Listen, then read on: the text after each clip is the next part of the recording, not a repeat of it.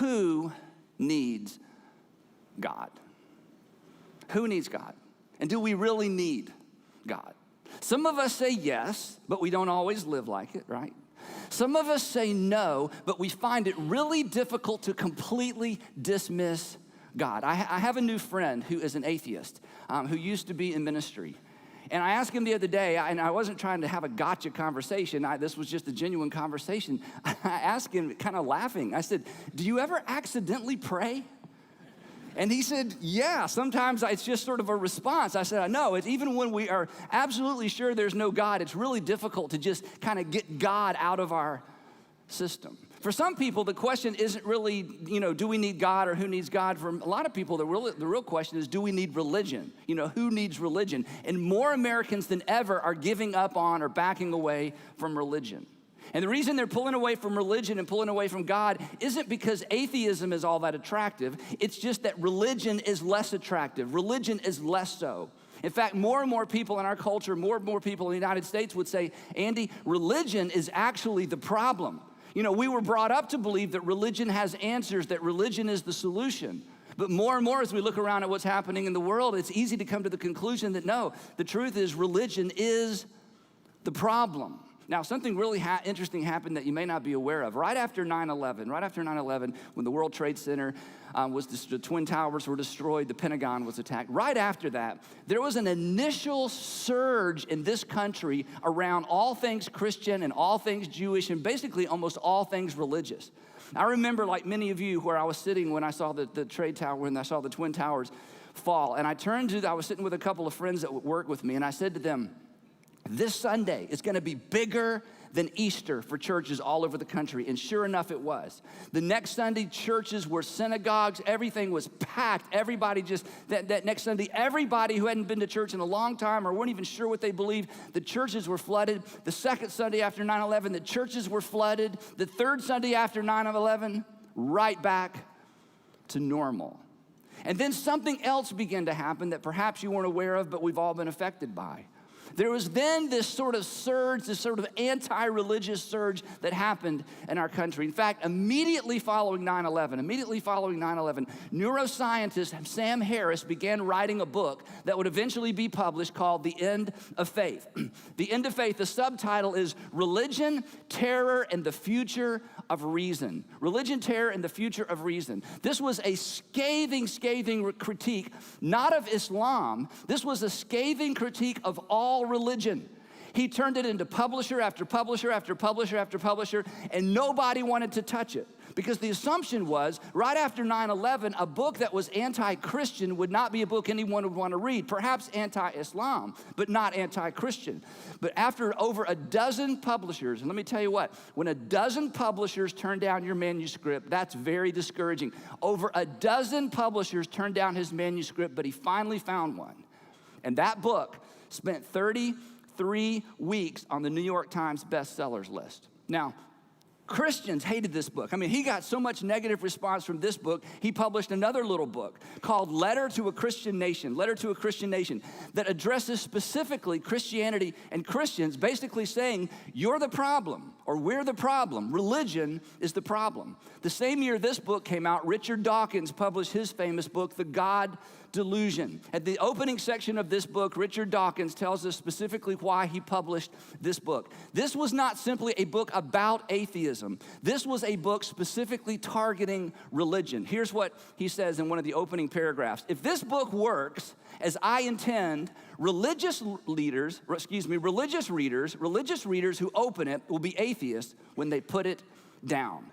Over 3 million people purchased this book in over 35 different languages. The year after The God Delusion came out, journalist Christopher Hitchens, published his book, God is Not Great. God is Not Great, How Religion Poisons Everything. And once again, this was an attack on all religion. It was not so much an argument for atheism as it was to say religion is the problem. Religion is the problem, not a specific religion, all religion. Now, these guys were rock stars. They were on late night television, college campuses, YouTube sensations. Their debates were watched over and over and over. They sold millions and millions and millions of books.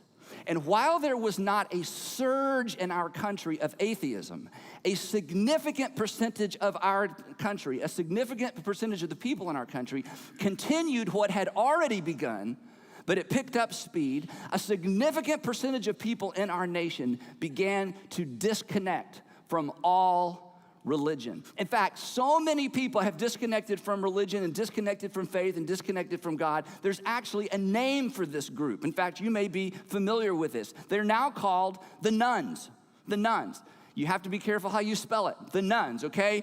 These nones are non-affiliated. They are non-affiliated. It's about 23% of the U.S. population. About 35% of millennials would say, we're just not affiliated. Mostly male, mostly left-leaning politically, theologically agnostic or apathetic. In other words, they don't know, they don't care, they just don't need it. The nones would say, hey, we're not hostile toward it necessarily. We're just not affiliated with it. Don't ask us necessarily any hard questions. This isn't some new philosophical thing we've bought into. We're just done with religion. We're done with church. We're done with the God that we were presented with as children. We're just done. It's not that we find atheism all that attractive. It's just that we've lost our interest in religion. We find religion extraordinarily unattractive. Now, this is good news for some of you, because for somebody here today and somebody watching, you now have a category. You didn't know you have a category. It's like, now I know what I am. I'm a nun. I'm a nun. So you can call your parents. They're so worried about you. Say, no, don't worry about me. I'm a nun, you know, and then that, you really have to spell it. Okay, I'm a nun. For some of you today, you're in one of our buildings. When you get in the car, to go home, you'll be able to turn to your husband, your wife, your boyfriend, your girlfriend, your parents, and say, "Hey, I know what I am. I'm a nun. I'm a nun. I'm just not interested. I'm just not affiliated. I don't buy it. Don't ask me a bunch of hard questions. I'm still thinking it through. But here's what I know for sure: religion and the God that I was presented with as a child have lost their appeal." Now, obviously, I cannot speak for all religions. I would never pretend to do so. But the migration from Christianity, the nones that have migrated from Christianity, and in our country, it is millions of people, millions of millennials that have who grew up in church, who heard everything I heard growing up, know all the stories, can, find the book of Revelation, know about a 6-day creation. The majority of the nones in this country migrated from the Christian faith. And whereas I can't speak on behalf of all religion, I can say this with pretty much with confidence.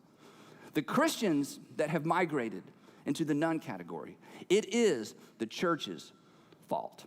It is the church's fault. It's people who do what I do. It's our fault.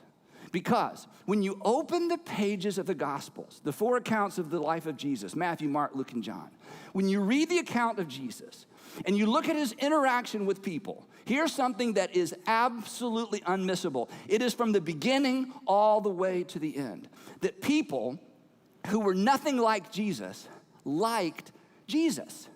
That people who were nothing like Jesus liked Jesus. That Jesus, the person Jesus, not just the miracle worker, not just the teacher who taught things that we still can't figure out. There was something about Jesus that was attractive. People who were nothing like Jesus liked Jesus, and Jesus liked them back.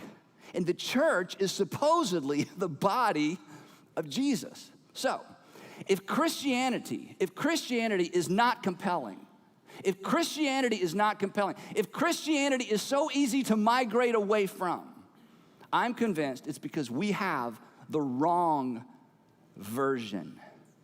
And the thing that convinces me of that more than anything are the deconversion stories that I read. For a long time, I've been fascinated with people who used to be Christians or would say, I grew up in church, or I used to go to church and I'm not a Christian anymore. I love deconversion stories. There are podcasts full of deconversion stories, blogs, rants. I get letters. I've had conversations with people. I've had conversations with so many parents. Andy, would you talk to my son? Would you talk to my daughter? They just finished their first year in college and they're not sure they believe anymore. I think I've heard every possible deconversion story possible. Sometimes it's instant because of tragedy. Sometimes it's a process. Sometimes it's a book somebody reads. Sometimes it's the new friends they have. I think I've heard every deconversion story possible or imaginable. And I have never yet, we're going to talk about about this in a couple of weeks. I have yet to hear somebody who's explained the reason they deconverted from Christianity that actually had anything to do with Christianity. I've heard every story imaginable, I think. I'm sure there's some I haven't heard. But as I listen to these stories, it breaks my heart. As I listen to the people who talk about migrating away from God and faith and Christianity specifically, I think to myself, wait a minute. I don't believe in that God either. That's not even true. You know, the original first century version of Christianity never embraced the ideas that you find so offensive, that much that you want to walk away from are things that the Christian faith should have walked away from a long time ago. So, for the next few weeks, I want to try to correct that. For the next few weeks, I want to address that. And to begin the discussion, I want to go way, way, way out on the outer edge of the conversation, and I would like to begin with an update on atheism. In fact, today's message is called Atheist 2.0, Atheist 2.0. And the reason I want to do this is not because so many people have checked the atheist box, not because so many people have stepped across that line, but because so many people in our country have stepped toward that line. Because when you step away from faith and when you step away from God, especially when you step away from faith and you step away from God without considering what you're stepping toward, oftentimes people find themselves in a situation they never meant to find themselves in. Bottom line is pretty much this. You cannot move away from something without moving toward something else. And the good news is this. The new atheists, Christopher Hitchens, Sam Harris, Richard Dawkins, and others, the new atheists who've written all these books and all these articles, the new atheists have essentially updated us on atheism. They've updated atheism for the rest of us, thus Atheist 2.0.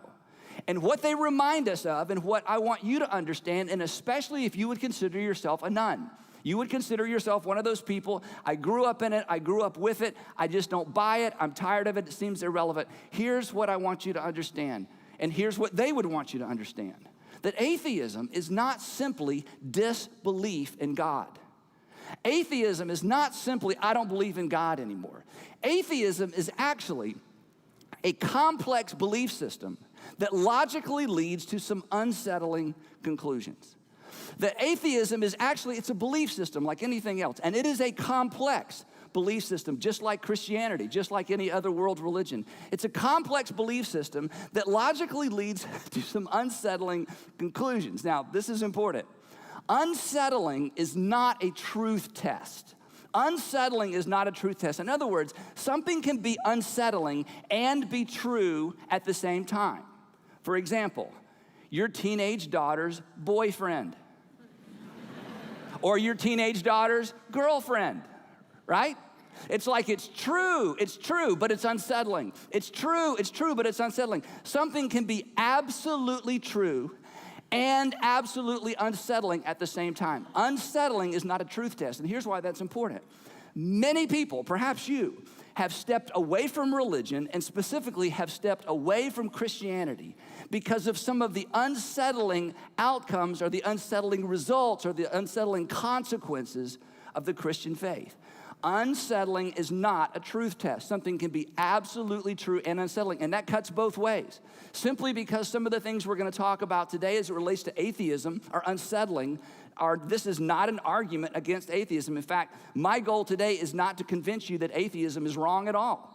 I simply want to update you on what it means to be an atheist in the 21st century, because we know so much more than perhaps we knew when you studied atheism, if you ever studied it at all.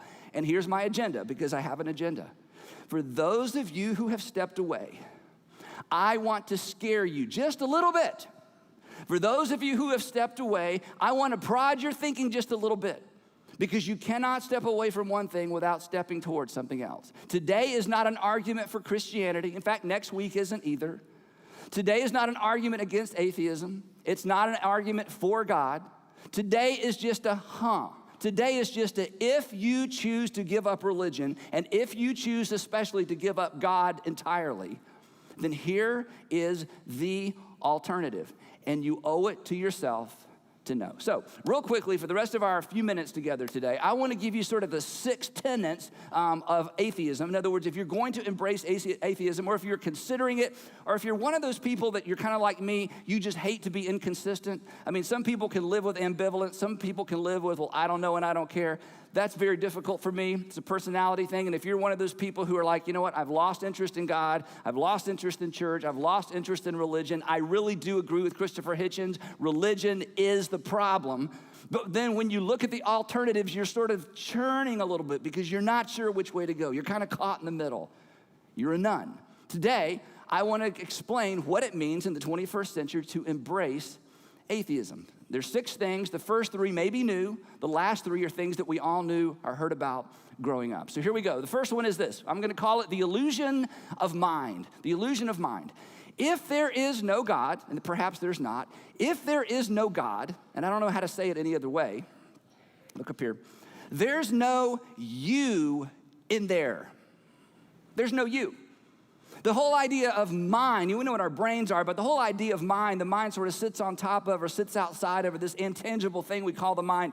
The mind is an illusion. In a world that is biology, chemistry, and physics, in a world where there's nothing but biology, chemistry, and physics, there is no place for, there is no room for the mind. Now, here's the I guess the thing that brought this, front and center for me. Years ago, I read Christopher Hitchens' book entitled Mortality. Christopher Hitchens passed away in 2011 from esophageal cancer.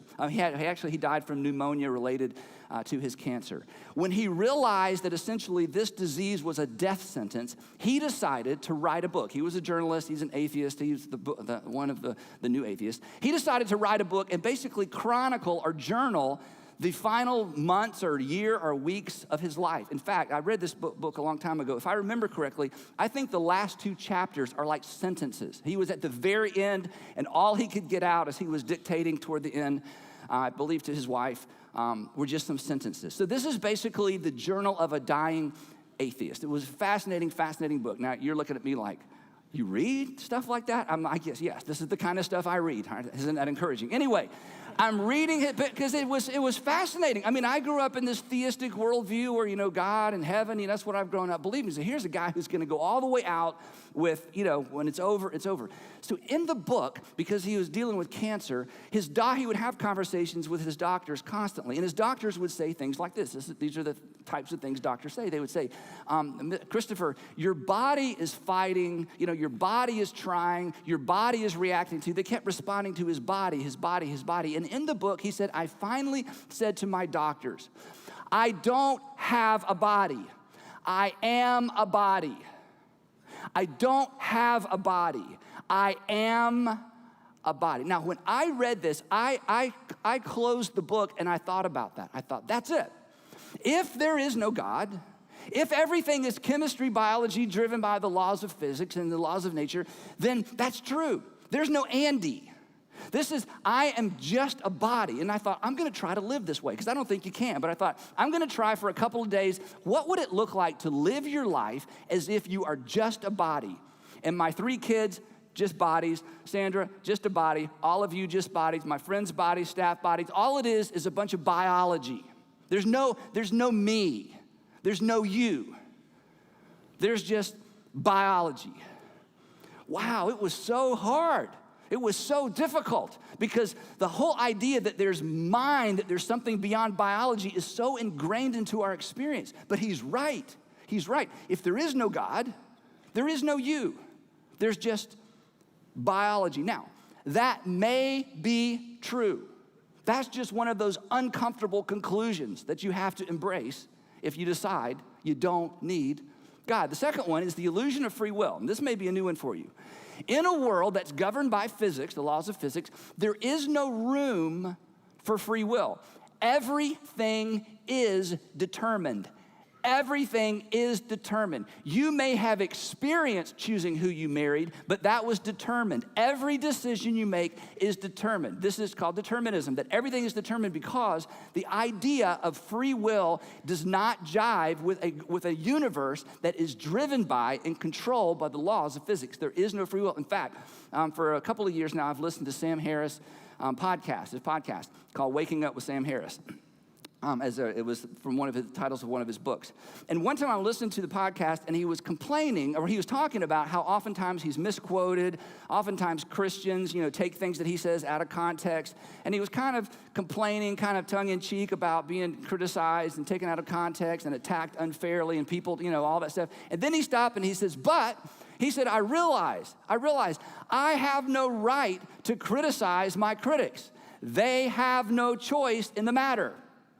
And he kind of laughed at himself for being critical of his critics because the critics had no choice, because there is no freedom. There is no free will. Everything is determined. Every decision you've ever made is an illusion. Stephen Hawking, brilliant Stephen Hawking, who's, suffering from ALS, but his mind is just amazing, and who talks about, writes about things that most of us mere mortals have to just stop and think about, He believes in determinism, that everything is determined. In fact, there was a lecture he did some years ago where he basically said everything about the human experience is determined. But then he said because it's determined, it doesn't matter, which I don't know.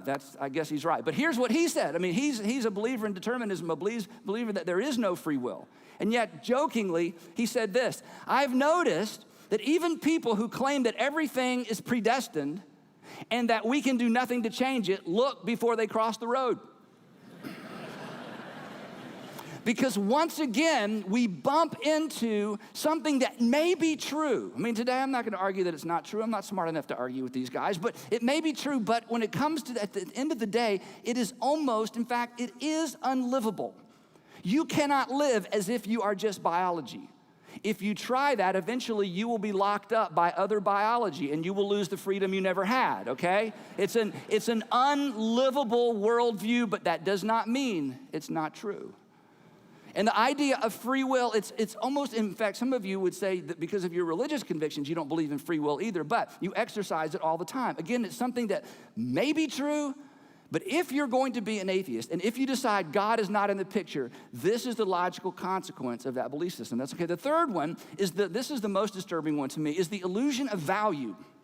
There is no room for value. See, if I brought a box in here and said, hey, I've got a box full of value, it would be empty.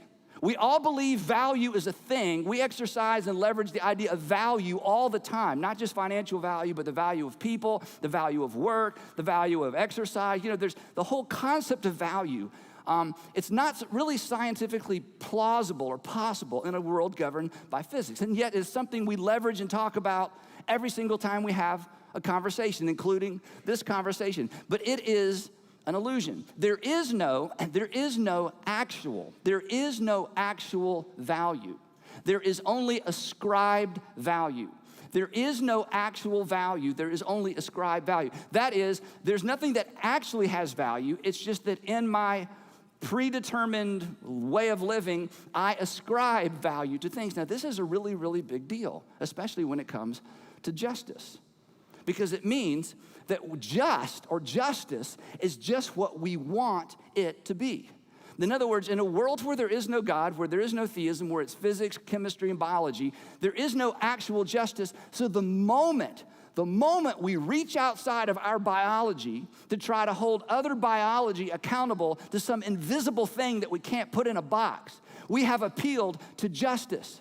But it is an illusion. There is no such thing. That justice is just what I want it to be. That just is just what I want it to be. Now, here's a really interesting thing, and I don't want to stay on this for too long. It's not uncommon in our culture now. In fact, if you're a nun, if you fall into that category of I'm just not affiliated, this may be something that's kind of a tenet for you that you believe, even though maybe you haven't said it in these words. It's not uncommon for people to say, when it comes to truth, okay, I have my truth, you have your truth. You leave my truth alone, I'll leave your truth alone. You have truth, I have truth. We don't even know if there's any universal truth. It doesn't matter. I have what's my truth, you have your truth. And you know what? That works when it comes to truth. It does not work when it comes to justice. You will never, ever, ever hear anyone who is sane say, hey, I have my justice, you have your justice. Don't try to impose your justice on me, and I won't try to impose my justice on you. When it comes to truth, I can have my truth. When it comes to justice, I want you to be accountable to my sense of justice. But I'm telling you, when you extract theism, when you extract God, when we are left with physics, biology, and chemistry, value, the sense of ought, the sense of ought not, it all goes away. There is no such thing as value.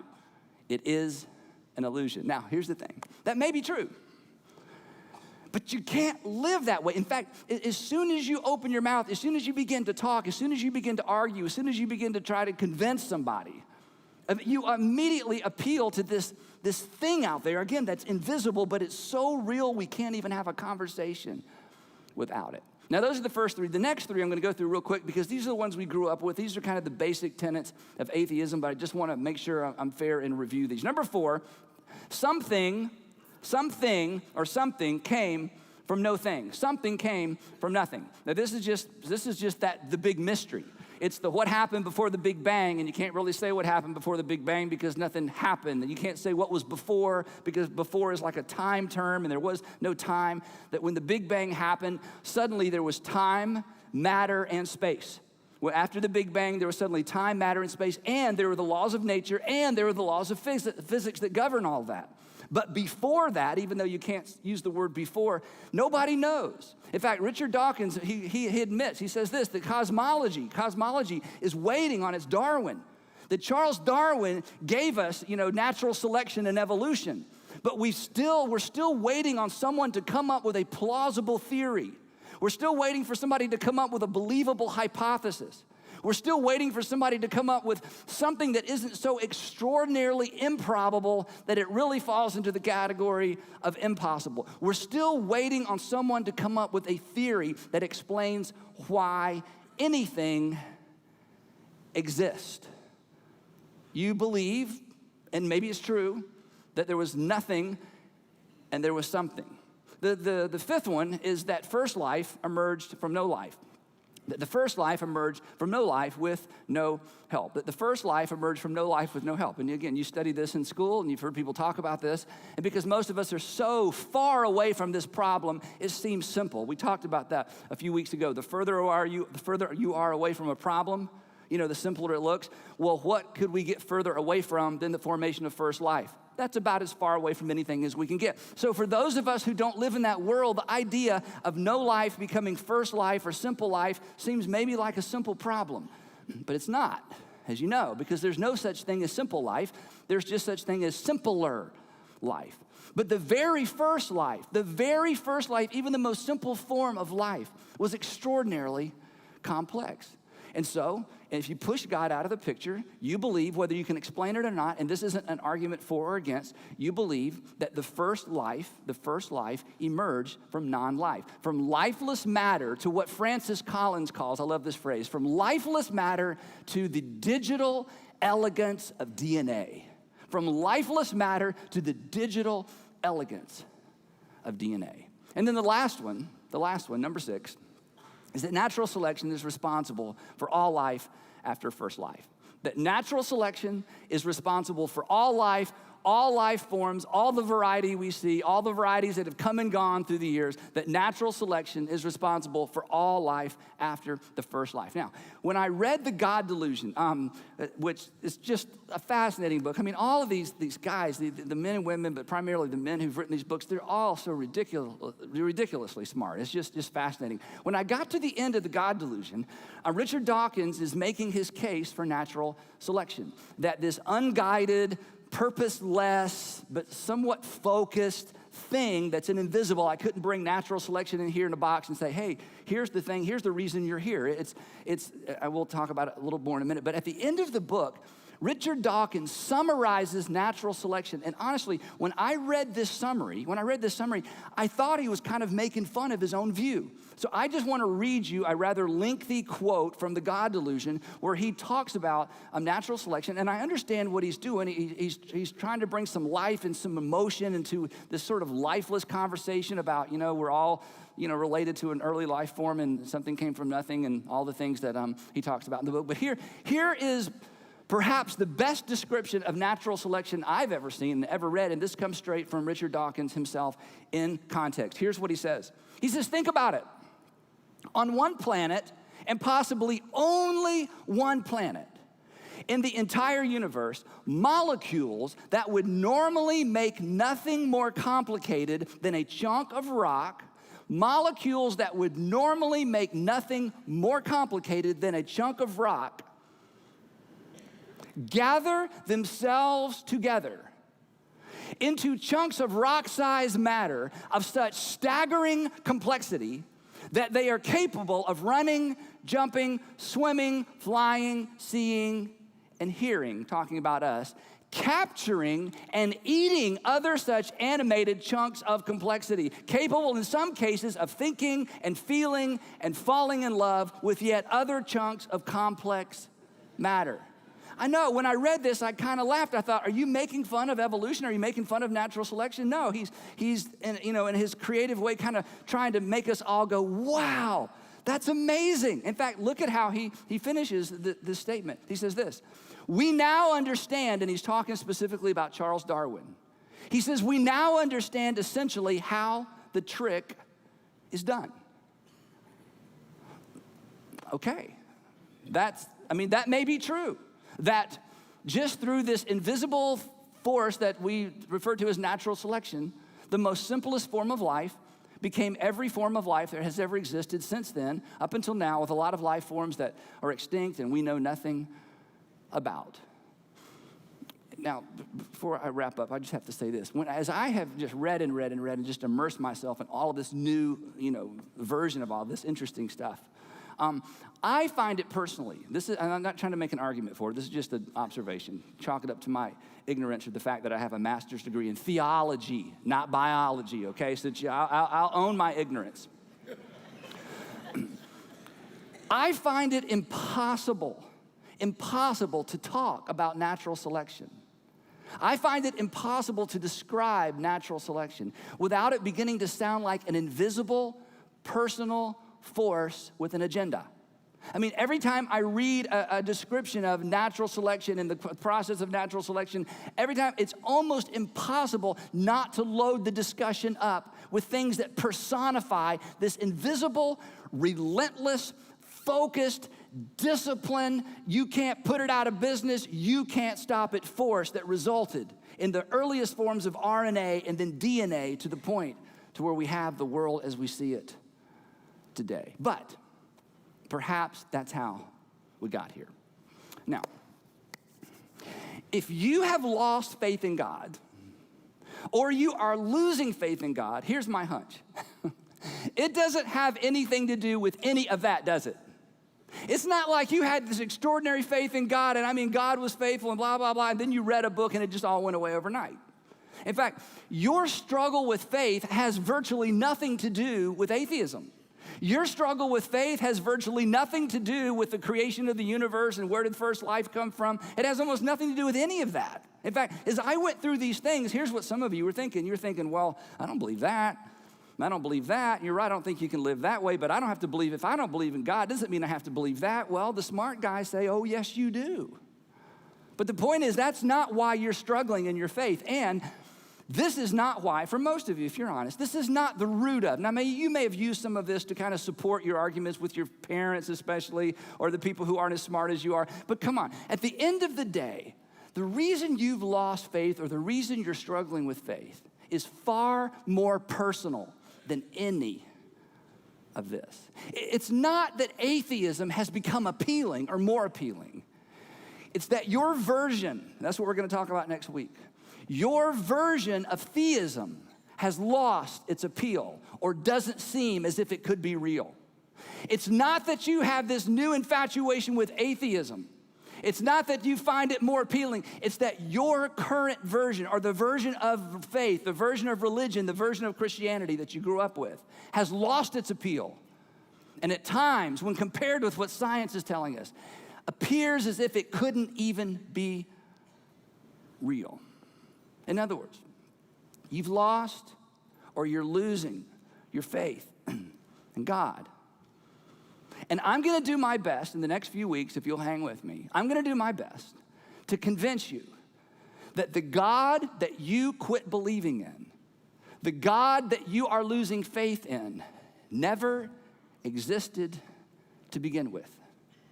As arrogant as this may sound, that perhaps you had the wrong God. My purpose today is simply to shine a light on the only alternative, which may be true. It may be true. It may be true that every decision you've made that you felt like was your free decision, your free choice, was an illusion.